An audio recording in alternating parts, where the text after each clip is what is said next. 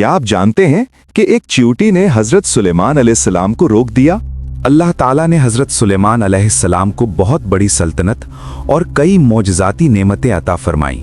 ان میں ایک اہم نعمت منطق الطیر تھی، یعنی پرندوں اور جانوروں کی بولی سمجھنے کی صلاحیت۔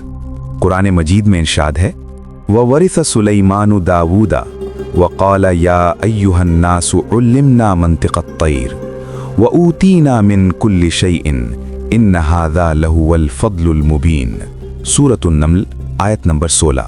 حضرت سلیمان علیہ السلام نے اپنی قوم سے فرمایا، اے لوگو، ہمیں پرندوں کی زبان سکھائی گئی ہے اور ہمیں ہر چیز کی بہت سی نعمتیں دی گئی ہیں، یہ اللہ کا کھلا فضل ہے۔ ایک دن حضرت سلیمان علیہ السلام اپنے بہت بڑے لشکر کے ساتھ سفر کر رہے تھے۔ اس لشکر میں انسان، جنات اور پرندے سب شامل تھے۔ جب وہ وادی النمل یعنی چیونٹیوں کی وادی سے گزرے تو ایک چیونٹی نے اپنی قوم کو پکارا، حتی اذا اتوا علی واد النمل قالت نملۃ یا ایھا النمل ادخلوا مساکنکم لا یحطمنکم سلیمان وجنودہ وہم لا یشعرون۔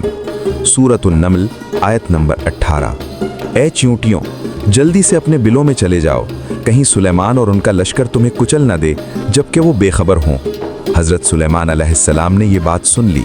چیونٹی کی عقل مندی اور احتیاط دیکھ کر وہ مسکرا پڑے، پھر اللہ کا شکر ادا کرتے ہوئے دعا کی، فتبسم ضاحکا من قولها وقال رب اوزعنی ان اشکر نعمتک التي انعمت علی وعلى والدی وان اعمل صالحا ترضاه وادخلنی برحمتک فی عبادک الصالحین۔ سورۃ النمل آیت نمبر 19۔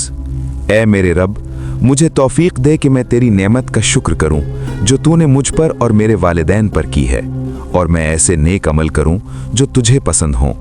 قرآن مجید کی آیات کا حوالہ سورۃ النمل آیت نمبر 16، 18 اور 19۔ اللہ اکبر، سبحان اللہ۔ اگر یہ ویڈیو پسند آئی ہو تو لائک کریں، شیئر کریں، سبسکرائب کریں اور کامنٹ میں ضرور بتائیں کہ آپ کو یہ کیسی لگی۔ اللہ ہم سب کو حضرت سلیمان علیہ السلام کی طرح شکر گزار بنائے، آمین۔